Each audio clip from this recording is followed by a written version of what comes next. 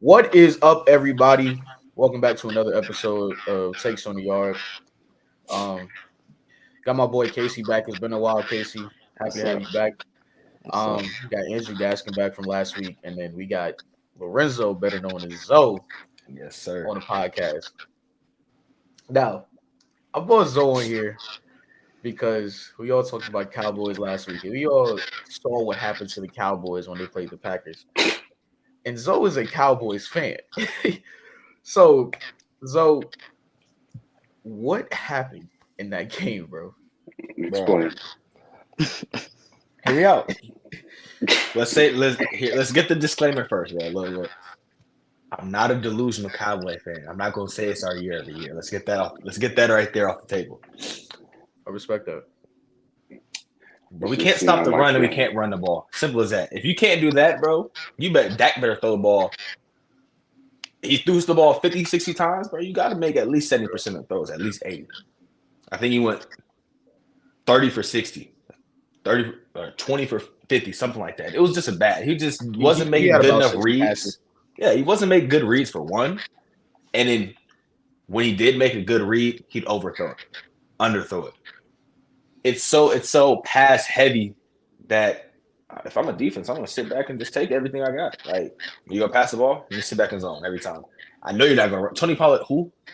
Bro, Tony Pollard didn't do anything the whole year. If I can stop him and keep him for less than 3 yards, I think I won because I know we're not gonna be able to pass the ball more than 2 times in one possession. Like, really, if you're going, not one possession, but one first down until you get a first down. Literally, I don't see it at all. It was just a bad game, and I don't. This was probably the best year that we can do something because I know Dan Quinn's gone. Dan Quinn's definitely gone.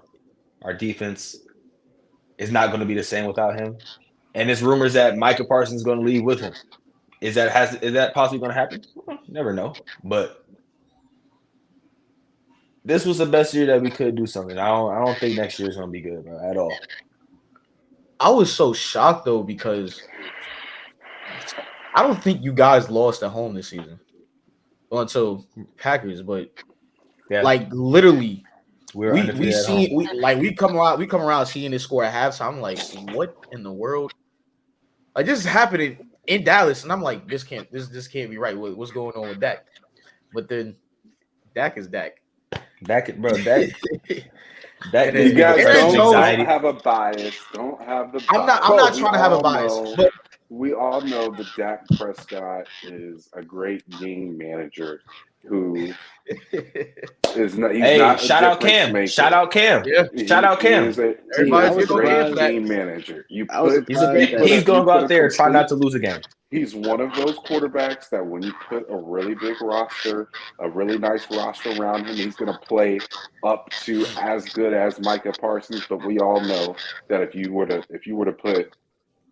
put a grade on their play or like on who they are in terms of making a difference on the game, Micah Parsons is head above heels way better than Dak Prescott. You know, just talking about the skill level at their own position. But without a doubt, DeMarcus Lawrence is a better player than Dak Prescott. It's just that he plays the premium position. You know, Dak plays the premium position. So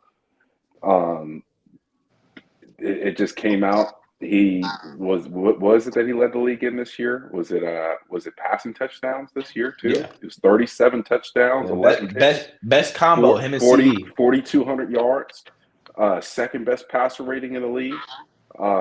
He even went out in the last game, and I hate to be that type of person. It's just, no one likes average quarterbacks in NFL. No one likes average quarterbacks by any means. Actually, nobody can stand it. And the guy goes out and throws 410 yards, 3 touchdowns, 2 picks, and how many passing attempts did he have? Somewhere in the 50s? 60? 60 passing attempts. And how many times did they run the ball?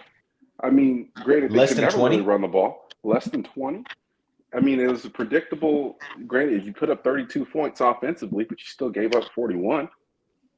Right. I mean, and it's crazy. What this reminds me of? Like, I thought it was like Tony Romo. You never know what was going to happen. He's gonna come back and he's gonna be real close in the fourth quarter. I'm gonna throw about 400, 500 yards, 2 picks, and I'm gonna somehow be in the game in the last 5 minutes. And that's exactly what happened. I felt like it was in a fever dream. It's like, bro, Tony Romo's back there. Oh yeah. I don't know I don't know. It's like flipping a coin every time. Am I gonna win? Am I gonna lose? But the fact that we're, like you said, we're 4-0. We're undefeated in the regular season at home. But we're 0-4 against the Packers in the playoffs. But that was in the Rodgers era. So I was like this. No, we're good. Jordan Love, we're good. We're gonna breeze past them. You know what I'm saying? Playoff game, grabbed him went like this.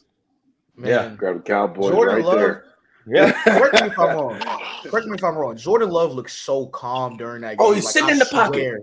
He looks so comfortable and relaxed, bro. I'm like, it's like he's been here before. Right, he's been there. He's definitely been what I think. What I think it was is, I mean, that probably the amount of film that he indulged himself in the preparation on this Cowboys defense and that coaching staff did. I think Matt LaFleur and co. just flat out coached them offensively and defensively. Definitely. Bro, you see how many busted coverages it was? How many times that Cowboys defense was the 5th ranked defense in the league? I can't even say that. And you can't just say that Jordan Love absolutely torched them. You know, I mean, he did. He had a perfect passer rating day. You know, almost a perfect passer rating all the way in the fourth quarter. But that was just an absolutely flawless execution offensively. Defensively, it pretty much was up until the last, and they still made the timely stops, especially at the beginning of the game. They set the tone early, and they kept riding it. Before the Cowboys knew it, they're down 21. You know, it's hard to come back from that. Yeah, man. I was one of the people that believed that, like, if the Cowboys didn't win that game, that Mike McCarthy was gonna be gone. But Mike McCarthy always putting them in a position. I mean, the guy's won 36 games over 3 years. I don't know what outside of the COVID year and his first year, and he's taken over for the madness Jason Garrett had left him. I mean, the guy's 12-5 at 3 years straight. You know, yeah. I mean, he doing what he's supposed to do. You're literally fighting for second place every time, first place. Yeah. He doing what he's supposed to do, but it's like at some point, like, you just got to put it on the players. Because I feel like a lot of people, they try to solely put it on coaching and head coaching. Yeah, you got to put it on the players' execution. The way the Cowboys played, you know, those players, especially defensively, to me, played was absolutely awful. Even CeeDee Lamb with how many drop passes he had.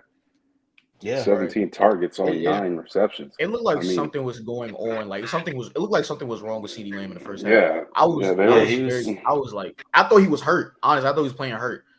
But I mean, once that second half came, like I think after Jair Alexander went down too, CD started getting into the game more.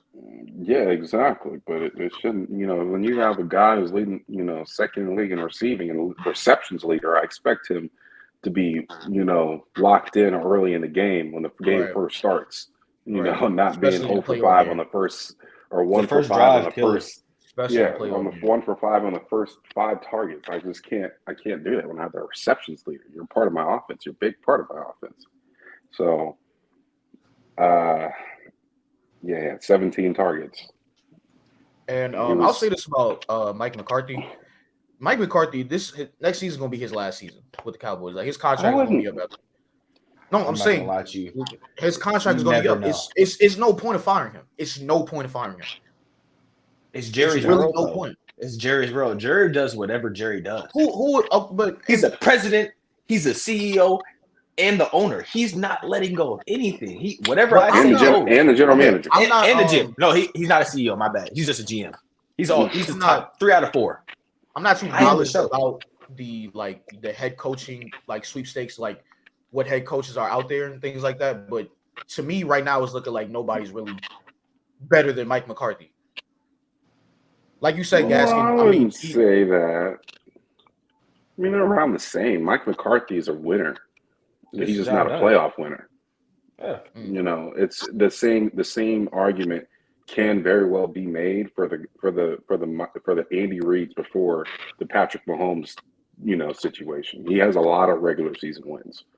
It's just a matter of he could put. It's just he's been given really great teams and hasn't really done the job with it. He's got a Super Bowl under his belt. He doesn't really have many losing seasons at all in his career. I don't know how many losing seasons he's had, but it's tough. It's kind of like if you're gonna sit here and ding Mike McCarthy, my thing is, granted, Mike McCarthy has a track record because he's always worked with an elite quarterback throughout his entire career up until now, and where he has a game manager quarterback and not a difference maker.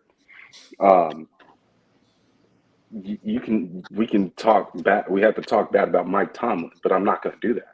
I definitely was going to bring that up. I was like, I was going to talk about Mike Tomlin.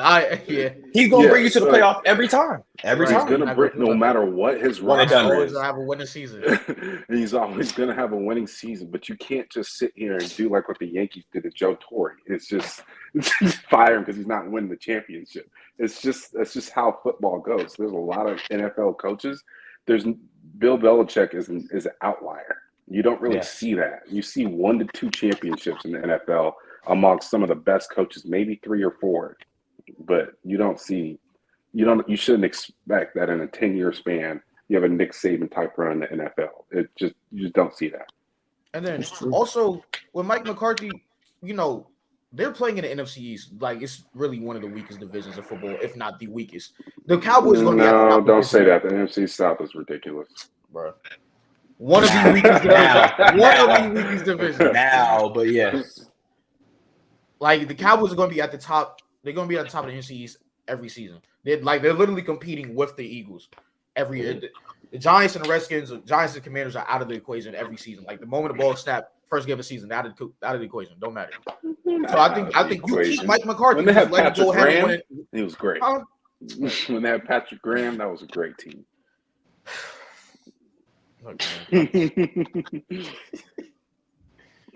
Nah, I love putting Patrick Graham in there. That's a great coach right there. Casey, you have something to say? Nah. Drew took the words out of my mouth. Like, I didn't really have something to say about the Cowboys, for real. Yeah, I mean, you can't. I mean, granted, we just know how the Cowboys operate. It's like, you're playing with probably the biggest fan base there is. It's just, the manager. I mean, the head coach is always going to be under scrutiny. If a team wants to win championships, I think it's really just the Cowboys fans just being impatient. It doesn't come overnight. You shouldn't really expect that with any head coach that they have to win a championship in the first 5 years, especially if you don't give them an elite quarterback. It's different if you put Mike McCarthy as the head coach of the Chiefs in 2020, and you expect him to win a championship by now. It's just different. But yeah, that's how I look at it. Zoe, you got anything to say about your team? Man, I'm gonna just say invest into the run game. Run stopping and getting a running back. Tony Pollard's not a. You said what? Like they need to go back to that duo running back they had. There's a lot of free agents this year. I really believe Derrick Henry will fit well. Derrick Henry would fit well. That'll be a quantity back. He can go out there and get 20, 30 carries a game, and Tony Pollard, third down, go get him second down, go change the frequency. That's a power back. Boom, boom, boom. I got a speed back. We're gonna keep on going. That's a change of pace. I'm not a fan of Derrick Henry being in the NFC East. No. No. Shut up. Why? Why? Because he's not on the Commanders. It's not even that. We're not going to get Derrick. It is because you don't want him to be there. I don't want to face him. I don't want to face him. Okay. Yeah, so precisely. Exactly what I said. You just want to say it another way. Because you can go anywhere else. You're scared. You're scared. You're scared. I'm very scared. You're a poodle. I mean, with or without Derrick Henry, y'all was gonna get smacked by the Cowboys anyway. That's true. It didn't matter. Yeah, it doesn't matter. They can roll out there. They can roll out there with Zamir White. Derrick Henry keeps the game from being like Cowboys versus Packers last week, to something else. Derrick Henry might rush with 5. Just imagine if we got a running back by the trade deadline. I'm just saying, it probably been something different. Just ever so slightly. Probably been that we're down by 2 touchdowns. We might be down by a field goal. Never know. You never know. If y'all You brought back never know. Ezekiel Elliott, would it be different? No. I'm not even bringing it up for I discussion. meant like this season. Like, would that playoff game have been different if y'all brought back? Nip it in the bud, bro. I just said no, bro. You see what he did for the Patriots this year. Nip it in the bud. We're done. He did good when Mondre Stevenson was out. Perception is everything, right? Perception is everything. So I'm gonna let you have it. All right, we go ahead on to the next recap. So we're just recapping we're putting emphasis on some of the wild card games. So we're recapping some of them. Browns versus Texans. Last week we all literally said the Browns are going to win. Joe Flacco fraud. Yeah. Oh my goodness. 2 pick sixes. What is that about? That boy was just throwing up. Somebody's out there. Yeah. I ain't got I know, much but to the say on thing him. about Joe Flacco reason. is he was throwing like how many games he played? Like it's 5 games. He threw 8 interceptions in those 5 games that he started. He did throw a lot of picks. So that was He threw the same amount as Dak did in the year. Yeah. That's ridiculous. And so I mean, 1 pick was expected out of him for sure. We've been watching, but we also like on the Texans side, we've been watching CJ Stroud all season. And like, yeah, we've noticed that he is one of the best players, but I would have never thought a young quarterback with no playoff experience compared to Joe Flacco, even though he hasn't been to the playoffs in almost a decade. Like, I just wouldn't expect that. Like, Joe Flacco is the veteran. Well, I mean, I wouldn't even say it's all that. I mean, I think it's. I think what happened was we have to really credit D'Amico Ryans for really probably putting it to those guys and really probably inspiring them to play, motivating them to play. You know how the Eagles came out unmotivated, having a war within each other in the locker room, and it brought out to the field and shows up. That Texas team is probably as a close knit group as you could possibly get on an NFL team. I think in a lot of ways they're outplaying their talent level. They have all year. They definitely have. Outside of CJ Stroud, I don't know any first team All Pro worthy players on that team. You know, and I wouldn't even say CJ Stroud is a first team All Pro player. Not right now. You know, I think there's definitely the two attack about down to it. The Lamar Jackson and Patrick Mahomes take up the 2 teams right there. You know. He's not in that tier just yet. He very well could be, but I wouldn't say that team, you know, has a dynamic pass rusher like a Micah Parsons level, or a linebacker in that Fred Warner caliber, or in a corner in the 2018 Jalen Ramsey, you know, type. I just don't see that difference playmaker in any unit that they have, but they went out to that Browns team, who was one of the best defensive teams. I think they led the defense. No, number one. The number one defense in terms of scoring. And they went out and lit them up. They lit them up, and their defense just took it to. They stopped the run game up front. I do think that, you know, looking forward for the Browns, if they can get healthy and learn to execute. Adding a Deshaun Watson and Nick Chubb back to that roster is going to be kind of a sight to see if Deshaun Watson can become Deshaun Watson, Houston Texans Deshaun Watson, which we're all going to be waiting for. You know, it's a really big outlook for that team. But the defense is there. They obviously had Jadeveon Clowney and Zadarius Smith on the opposite side of Myles Garrett. We'll see what happens with Clowney this offseason. I think he's a guy that's truly underappreciated every single offseason, it feels like. Until he gets on the field and you realize this guy's causing pressure after pressure, causing havoc, and you don't like facing him. I mean, I just don't get why he doesn't get much more love earlier. I think he was a late signing in the free agent window, too. That was kind of ridiculous of how long he was out. So, let me check. All I'm saying, the Browns are going to be a threat next year. Yeah. You still got Coop and Njoku, just them 2 by itself. And both of them are going at the same time. I don't know what to tell you. I don't know what to tell you. It's going to be a real threat. Like, I think they will be in the playoffs for however long Coop's contract is there. And same with Njoku. They're going to be threats for the next 3 years, at least. What's Nick Chubb's status? Is he going to be able to come back next season, or? Yeah, he will. He will. It was he didn't even tear his ACL. was just a complete tear of the it was a tear of the MCL and I think the meniscus. So That injury looked nasty. yeah, it looked disgusting. But it wasn't career. It wasn't like career ending or anything like that. But you know what? This is the last thing I'm gonna say at this segment. Mm. And I'm gonna regret my words. But He's got the hot take coming. it is. It's really not though. They're the best team in Texas, man. Shout out. Hey, Texas is the best team in Texas, man. Texans are the best team in Texas. Yeah, they are. Dallas not cutting, bro. They're Yeah, not. I'm yeah, not. you can say that. You can say that.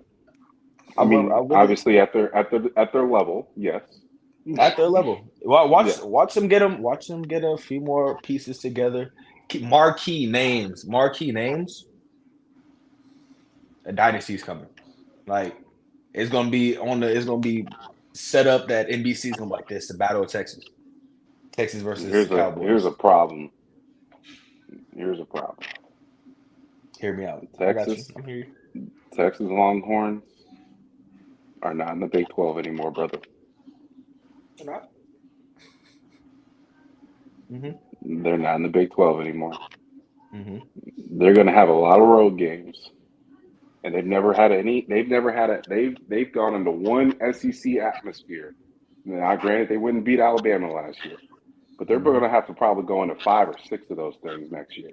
I know they're not ready. I give them 2. They're not I ready feel to like go. I feel like they're ready though. In my They're opinion, not. They're not going to be the same Texas team. When we can, I'm gonna just go out and pull up some of the stuff that they've had. Okay, because over the last 2 years, it's been shaky. Like I already stated, they had the worst loss this year. I stated this last week. They had the worst loss out of all the teams in the top 8 of the NCAA final college football playoff rankings. They lost to Oklahoma in a neutral site game. Rumor sooner. And it was virtually a whole game in a neutral site game. Imagine what that may be like if they go into. They're going to play against LSU at LSU. They're going to follow that up, and they're going to go into Georgia, and they're going to play in Alabama in the same season. That's bound to happen, and they might host the Florida, and they might host the Mizzou, and they might host Texas A&M, or they may go into Texas A&M. We don't know. Either way, that is 4 stadiums. That is unlike any atmosphere that is in the Big 12. They're going to get 4 of them, and it's going to be ridiculous. They'll be cut some luck if they end up going to play out of Vanderbilt or Mississippi. Actually, I wouldn't even say Mississippi State. They got those cowbells in there, 60,000 cowbells. I wouldn't want to play there unless we know we're flat out better than them. I like them taking that game at LSU though. Probably next year, but I wouldn't say for much longer. This year, no. Champ Kelly going to have that. He's going to have that team firing pretty dang soon. I mean, he's not Champ Kelly. I'm tripping. Coach Kelly though, he's going to. Brian Kelly. I'm sorry. Brian Kelly's going to have that team rocking. And so is Steve Sarkisian. I'm going to give him that. Steve Sarkisian is a great offensive line. Once Alabama weathers the storm of trying to all the mass exodus too, we'll see what happens come the spring transfer portal. Once the spring ball is completed, and we'll see what happens with some of the Washington players that end up leaving the transfer portal and see if they help fill some of those holes. So, and really for everyone who wants to come to Alabama, there's free reign. There's openings to pick the whole.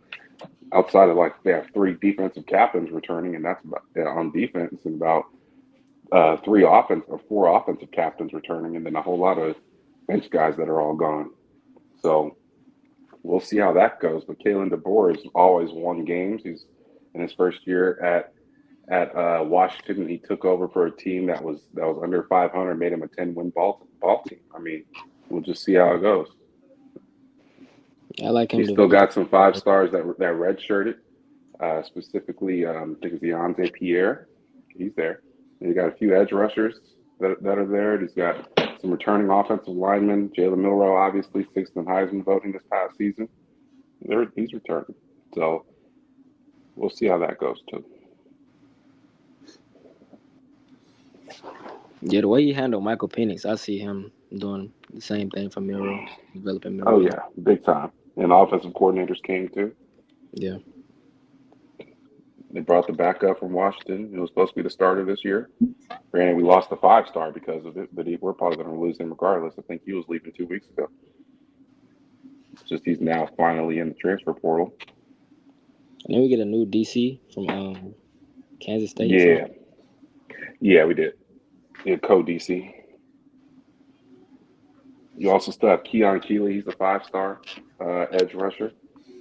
2 5-star edge rushers that are still on the roster. So you're just fine. We also have a 4-star running back that's returning back. He got a lot of playing time in the Rose Bowl, Justice Haynes. So we'll be just fine.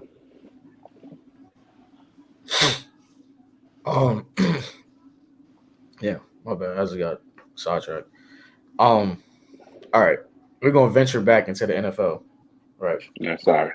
Nah, you're good. You're good, look, bro. Please, because look, my college football knowledge is so. Yeah. Man, Hey, you and Casey, another 5-star, Jalen Hale. you and Casey got Yeah. that. Jalen Hale, wide receiver, corner, 2-way. Yeah, I like talking about college football though, but I feel like what y'all was saying about Texas. I really feel like Texas is gonna hold their own in the SEC, just based off the fact that how they did. I mean, I know they beat us, but like now that they're in the SEC, I know they done went up in the recruiting rankings, so I know they getting a lot of more big recruits since they done came over to the SEC.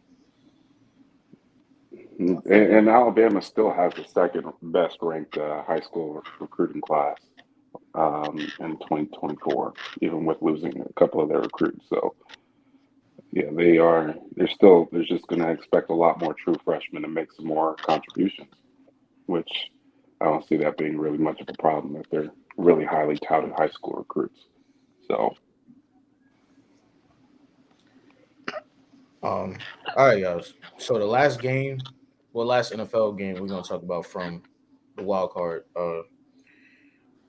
Eagles versus Bucks, of course.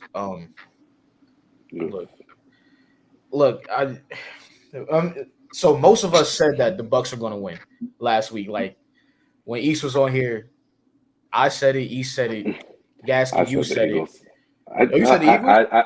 I said the Eagles, but I did have the Bucks covering. Okay.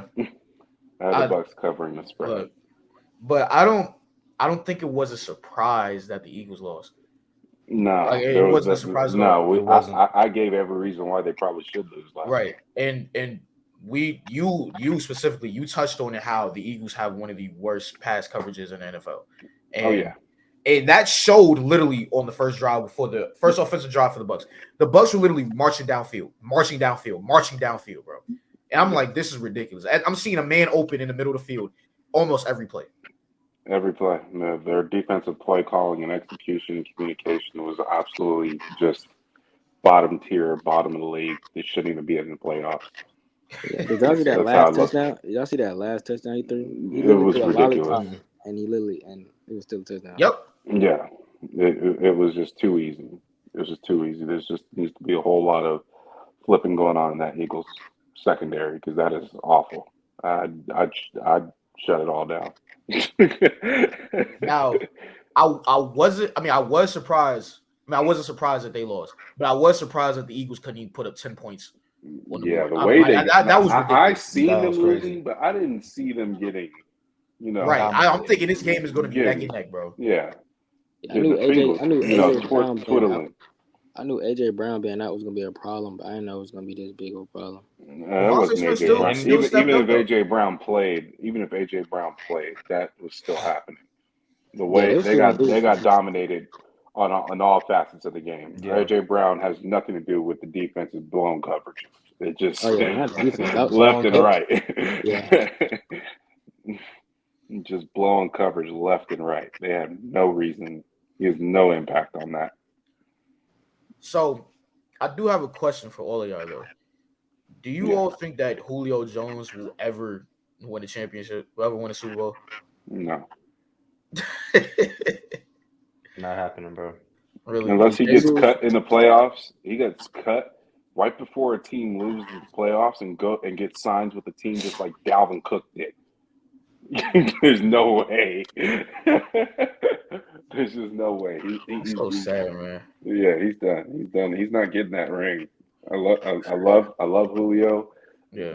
Grateful to ever watch him play, but my goodness, he's not getting it. I mean, if the Eagles Man. can find some way to flip that, Unless they were to the Eagles cut him before the game. They said, we don't need you anymore, and he were to sign with the 49ers to be their fifth string wide receiver. But all right, so now I'm gonna reel it back. Jalen Hurts, I mean, he looked like an MVP quarterback at a point during the season, and then now he's out in the first round.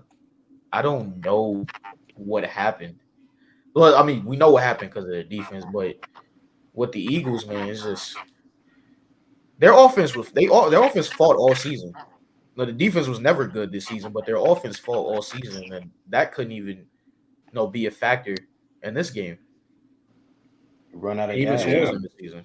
Yeah. You just run out of gas. Like you can even say the GOAT, Jason Kelsey's gone. But you seen just the slight mistakes that was going on from week 12 on. Right. I've never seen so many center false starts in my life. Right. Yep. I've never seen that even from him. He's been an all-pro and everything. Dude's good, but I've never seen him make so many careless mistakes. Like I've never seen everyone except the center has moved. What? Like you know the snap count. Why are you doing that? But definitely it was they're running out of gas. They're literally imploding on each other from locker room things that we don't know. For one, we see AJ Brown. I don't want to get all up into their business, but they had the dispute in there. Secondly, as a defense, now the opposing defense, now just need to lock up the Slim Reaper, man. You still can't lock him up. That boy had 130 this weekend. Most definitely 100+. You still can't lock him up. But at the end of the day, he did what he had to do. Man, Hurts, despite being hurt, I'm never really sold, man. I'm never really sold. The tush push really carried the whole season. I'm being real. I'm glad you brought that up because I'm really being real because they'll go 31, yep. fourth and inches. That extends the drive so much to point. I'm not even winning the game. I'm just winning time of possession. Mm-hmm. I'm gonna have a 10-minute possession. Yep. Yeah, one drive. So now I'm like this. That's a whole quarter. You control most of the game. Get one touchdown. You control most of the game. That's what you call a game manager. And then also a difference maker at the same time. You could be a difference maker, but if you're being a game manager the whole time and controlling the game, that's the difference. Like Jordan Love going back. Jordan Love, they held the time possession. I remember that first drive was like almost a whole quarter. Mm-hmm.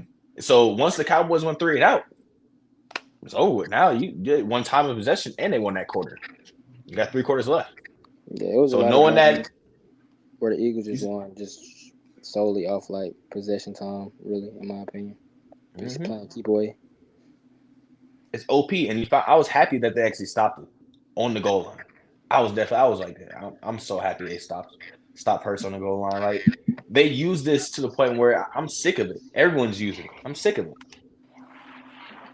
I don't mind using plays repeatedly if they work, but now the whole league's on it, and I think they need to have some slight regulation. Slight. I know it's part of the game, but slight regulation on the tush push. Like have a quarterback sneak, but only one person can push, not 2.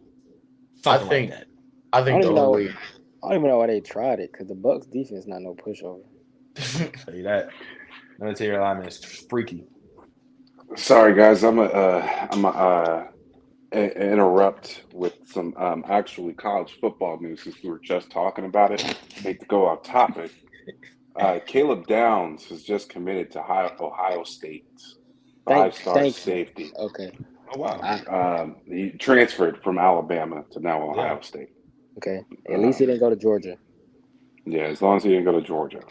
We obviously thought he was going to go to Georgia because Travaris Robinson's now hired as the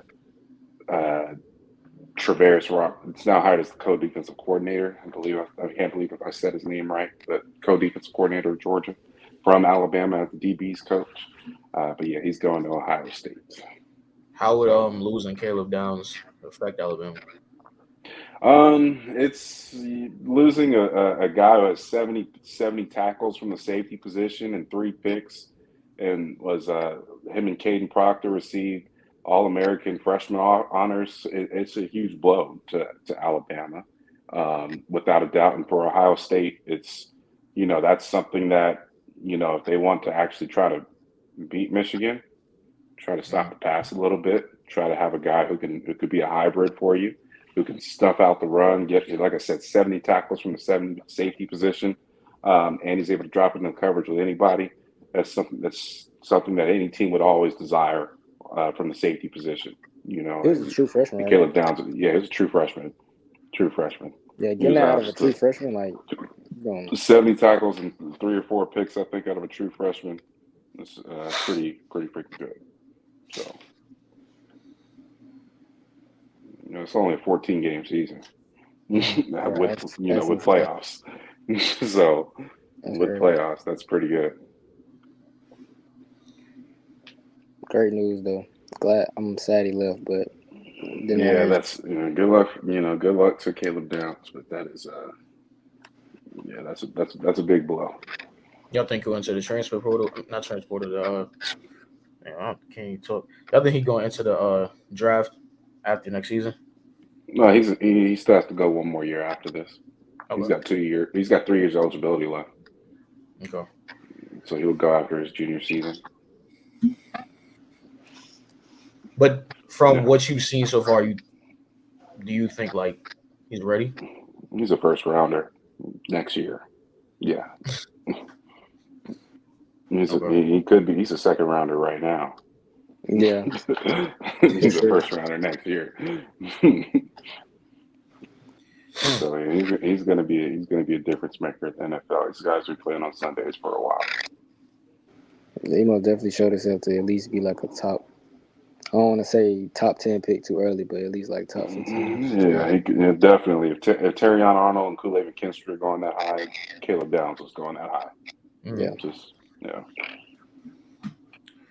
All right. So to end off the episode, we're going to do our predictions for this week's divisional round.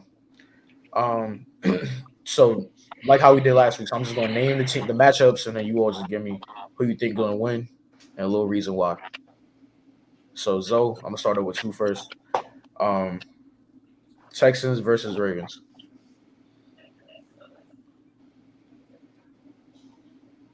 I got Lamar. I got the Ravens going, man. Simple. Zay Flowers, them that's a great combo. They just going to go crazy. Literally, I think he might have. I don't know what this line is set at, but guess what? He's going to break his line. I think he's probably going to go for at least 75 at least 75 yards. But it's time for Lamar. It's literally time for him to get his chip. And if not, just be in the AFC Championship. But I know he's going to win this game. That's 100%. Packers, 49ers. As much as I hate to say it, but 49ers. Like, I hate to say it. Purdy will get the job done. It's going to be 2 game managers against each other, and whoever has it's going. I'm in my opinion. Look right here. This is going to be the best game of this divisional card. I really do. I think it's going to come down to either. It's going to be a closer game. I don't think any team's going to. They're not going to score over 27 each. It's going to be right there, close, neck and neck. I don't think it's going to be better than versus Chiefs. I'm not gonna lie to you. So that was like this. I think, but I like the matchup. The Chiefs. I was going. Let's skip there before I get back. I'm going back and forth. But the Chiefs and Bills, part 3. Right. And let's disclaimer right quick. I'm taking the Bills. It's time. It's time. It's time, bro. Yeah. I'm tired of seeing Josh Allen lose. I'm tired of seeing Stephon Diggs lose. I'm tired of seeing him at the end of the game looking at the end zone, crying, holding his helmet. I'm tired of looking at that. It's time. It's time. The annual Stephon Diggs. I'm gonna be back next year. Pick. Like this is an epidemic, bro. Everyone loses. They pull the Stephon Diggs. bro, that's not cool. It's not like it's not showing. It's no gamemanship, bro. Go ahead and lose in the locker room, bro. Now, I don't want to see you crying in the. I don't want to see you crying in the football field. Motivation. That's not motivational, bro. That's in here. Motivational. It's in your head. No one needs to see I this. could have had. I'm about to go 10 times harder this offseason, and I'm guess still what? I never can going watch to get back to this. And Josh, I can watch it online. I can watch it right in the locker room because I know it's on the TV. I just need to turn it on. But I don't need to watch that in real life. That's going to hurt even more. I'm not going to do that, bro. Bro, simple as that. Go back to it. Bills taking it home. They're going to win it there. Bills, Ravens, AFC Championship, locking that in, right? If you want FanDuel, tap in and do it. Take the money line. Bucks Lions, bro. Bucks and Lions. This is a. I was happy I saw the OG Baker this week, man. I saw OG Baker having fun, gunslinging, all gun ho, right? He's having a lot of fun. I don't see this 2 games in a row. I don't. This is not the same Baker. This is a Baker Mayfield who I know. You're not going 2 games in a row, bro. I'm being honest. Jahmyr Gibbs and Montgomery. That's going to be a staple right there. Them two with the run game. They're going to break off. I don't know which one is going to break off for a good game, but one of them is. If both of them, oh, my God. This is going to be a slaughter. But you got St. Brown and Jared Goff. They're just going to have – that's 4 people right there. Marquee names. You know what they're going to do. Lions going to take it home. NFC Championship, 49ers, Lions, man. Take it. Okay. Gaskin, it's on you now. Oh, I was going to say, go Casey first. Oh, okay. All Casey. Texans and Ravens. I like the Ravens just breaking through this Cinderella story. I just don't think the Texans beating the Ravens offense and defense because they polished on both sides of the ball. So I really don't think the Texans beating them. Okay. Packers, 49ers. I think the safety blanket choice would be the 49ers to take the 49ers. Really don't think, like you said about Baker Mayfield, I really don't think Jordan Love is doing that what he did back to back. Can he do it? Okay. Bucks, Lions. I like the Bucks because I most definitely think Baker Mayfield is going for 300 plus against Detroit. Chiefs, Bills. Come on, man. You know I'm working with the Chiefs. Oh, really? All right. Oh, whoa! I thought you was gonna say Bills Mafia, man. Hey, hold on. Okay. Stephon Diggs is gonna be sitting in center. 0-3. Center field. He gonna be sitting there midfield, holding his helmet, crying again. Yep. All right. Helmet in hand. Holding nice and tight. Chin up. Okay. I like that. That's bold. We'll see how that is. That's a great bold. take right there. Okay, we're gonna see. It's going to be about a 20-degree guys. game on Sunday. Probably some wind, of course, without a doubt. Cold weather don't mean nothing for both of them, though. It don't. At both outdoor stadiums. They're both this really the cold environment. weather. But what I'm going to say is I'll say once I get to my point. Let's go first. Mira, take it All off. right. Texans, Ravens. Texans, Ravens. I'm going with the Ravens all the way. I'm looking at the Texans are one of the worst tackling teams in the league. I think that's going to play a big role in a very physical and run first at Baltimore Ravens offense. And on the flip side, I just think the Ravens defense, they're going to beat. They're just more talented and more physical than the Texans defense. The Texans, don't get me wrong, are really well coached. They play very highly motivated football, but I just think that if there's anyone that can beat a highly motivated team and a young team and a fast team, so to speak, it would be the Ravens, who are just the more physical team, the physical and more talented team throughout the roster. Okay. Who's next? I'll take them covering that spread too. Packers, Niners. Packers, Niners. Niners. It's the same old story every single year. The Packers are going to get to the playoffs. And they're going to lose to the Niners, or the Niners are going to get to the playoffs, and they're going to lose to the freaking I mean, they're gonna beat the Cowboys, going to beat the Packers. I don't know how many times we've seen a 49ers Packers, a 49ers Cowboys matchup, and how many times has the actual other one of those two teams actually beaten the Niners in the playoffs in recent memory. It just doesn't happen. It was going to be the same old story. They're going to out physical the Packers. The Packers are going off a high. They end up facing a team that was fighting a war within itself. Between going out there and steamrolling the Dallas Cowboys. But the thing is, the 49ers are not like that. They've steamrolled the Eagles too. If there's anyone that's going to steamroll them, it's just, hey, it's the 49ers are, I don't expect that. It's being played in San Francisco. There's no cold weather effect. Even then, I could care less. They're just physical. They're gonna beat them from start to finish. Okay. Bucks Lions. And Bucks Lions. This is one I was struggling with a little bit, guys. Understandable. This one I was struggling with. I want to go Lions, but I do know that what's going to be the caveat for this, and I'll say the Bucks are going to cover. I'm still going to go Lions to win the game, but I'll take the Bucks covering that spread for the mere fact that the Lions' pass defense is awful. So it's the same thing that happened that when Tampa Bay went out and destroyed the Eagles last week, because the Lions are right there with them pass defense wise. The biggest difference is that the Lions are led by are a motivated group, as opposed to the Eagles are not a motivated and brotherhood like group. So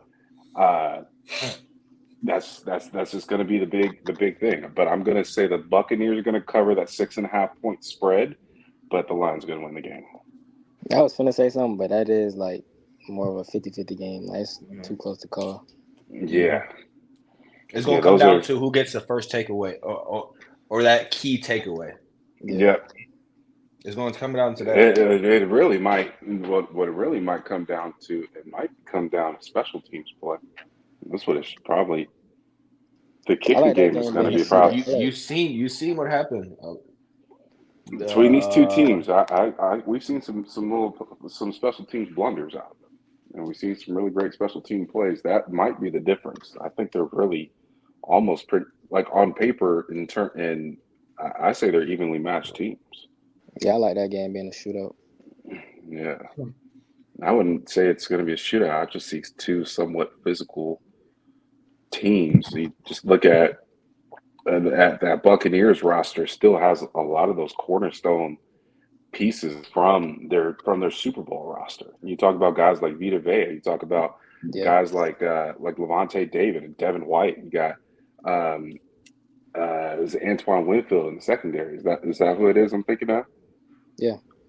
Yeah, like the Antoine Winfield in the secondary. We're looking at a team that is still, they've been playing with each other for a while, and they're underneath the coach who believes in them and a quarterback who is as spirited as anybody, who supports anybody. They love him on that team. So there's no bickering, there's no jealous, I mean, obviously there's regular NFL locker room stuff, but it's not the same dysfunction that we see in Philadelphia, like DeAndre Swift, for example. We know that he's openly upset or that he's not getting goal line rushes at the 1 yard line. We know that AJ Brown, if he was on the Buccaneers with Tom Brady, he would probably have 19 touchdowns because all they would do on those 2 yard lines throw goal line baits. Mm-hmm. Instead, they do the tush push. They'll do it 2 or 3 plays in a row if they had to. Just stuff like that. So saying that to say, look at the Buccaneers. That's a great, got 2 wide receivers. Otten caught for 89 yards this past game on 11 targets. That's going to be a real big thing. That secondary for the Detroit Lions is really going to be the difference maker. All right. And lastly, Chiefs, Bills. Give me the Bills. Yeah, give me the Bills. There's not. No, here's the thing, and everyone and we talked about MVP races before. The highest graded quarterback, according to all the advanced stats this year, is Josh Allen. I mean, what is the Buffalo Bills, or what are the Buffalo Bills with let's say Baker Mayfield at quarterback? What is that team? But they look like one of the league's best teams. You can say the same thing for the Chiefs, though. You could say the very well same thing for the Chiefs, yes. But I think that Bills team, just in terms of I'm going Josh Allen at home. I think also the big caveat, we talked about it before, was graded cold weather games. I think what's really going to come down to is that the highest rated running quarterback this year was Josh Allen. We just watched him run for a 50-yard play. Yeah. Just last week. He was the highest graded running quarterback. He's the only quarterback with an elite rushing grade this year. So, I'm taking the Bills. Physical team, wide receiver. They have a star wide receiver that'll actually catch passes if he's targeted and they scheme right. But yeah, I'm going with the Bills on that. Okay. And covering. Right. Okay. So for me,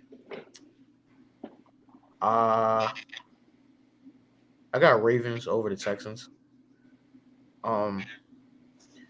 It's partly because I'm interested. I do have Ravens over the Texans, but also I want to mention, like, with the Texans, they have Devin Singletary, and the Ravens, their defense when it comes to rushing isn't that great. So it's going to be an interesting game to see. I feel like it can, like, actually just shift. I don't know. I could be wrong, but I mean, Lamar's probably going to have a big game. It'll be interesting to see. But yeah, Ravens. Niners over the Packers. That's a gimme. Niners are a stacked team. Packers not going to have the same kind of game they had against the Cowboys. Plus, they're playing a completely different team.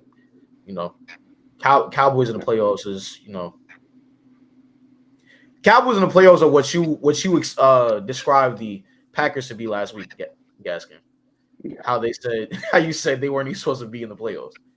Yeah, that's how. Yeah. Gotta go with Bucks over the Lions. You mentioned it earlier how the Lions secondary and their pass coverage is not good at all. So they're basically playing the same team, or playing the same defense that they would just play with the Eagles.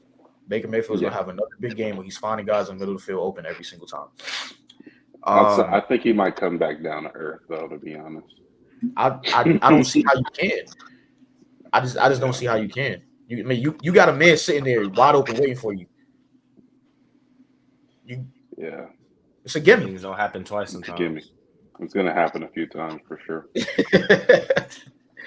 Lastly, I got the Bills. I'm not really a Bills fan. I don't like the Bills. Casey will tell you. We're gonna come back to this episode. Right. We had some Bills fans on here like a couple months ago, and we got to a whole debate about how, like, I just dislike the Bills. I really don't like them at all. But I can't see the Bills losing another game to the Chiefs in the playoffs. I really can't.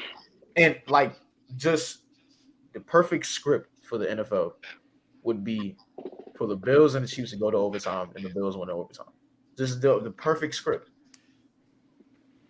So then, once again, I talked about it last week. Bills got a new OC, and they haven't lost a game since they got that OC. So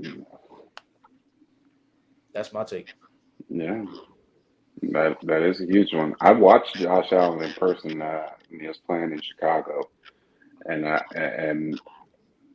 think there was a 50-yard bomb that he had to Gabe Davis. It was about 64 yards, I think. The Chargers sent 5. He evaded the pressure, rolled out, threw it on the run, back foot throw for 50-something yards to Gabe Davis. And it was on the money. His ball is totally different. He's a true definition of a gunslinger. I'm gonna go home. I'm gonna just throw the ball up. I know I got an arm.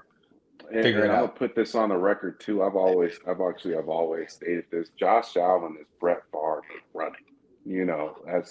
He's gonna throw. If you had him sit in the pockets, he'll throw 16 picks in a year. If he just sat in the pocket all day, but he's gonna keep throwing, and the team's gonna score 30 points. They might score 30 points if he threw 2 picks, but score 30 points. He might finish the season with 40 touchdowns and 20 picks if you sat him in the pocket. Only difference is that he evades Jameis pressure. Winston. Unlike, I wouldn't say Jameis because Jameis wasn't leading offenses for 30 points in the game. Hey, man, there you go, that 2020 club, man. Yeah, he hit the 30-30 club. Brett Favre was supposed to hit that. He was supposed to hit that. He hit the 2020 club for sure. No one hit that 30-30 club yet. I hope no one else does. Stands alone, man, loud and proud. Stands alone. And he had Bruce Arians calling plays. Man, that's brutal. 30-30 club with Bruce Arians. That's brutal. Well, all right. That's gonna do it for today's episode, everybody. Zoe, thank you so much for coming on, man. It's great to hear from a Cowboys fan. They're hard to find, but they're out there. Hard to find. Gasket, thank you for coming on again. Thank you for your knowledge of college football, because, like I said, man, it's hard for me to learn that. Casey, say what it's you. hard. Yeah, it's hard. Just get Pro Football Focus. You'll start learning a lot very fast. Casey, man, same with you, man. Just happy to have you back, bro. Sure. Charles couldn't be with us today because Charles is sick, so hoping he get better. But yeah, thank y'all for watching. Thank y'all for joining me, of course, and peace. Yeah.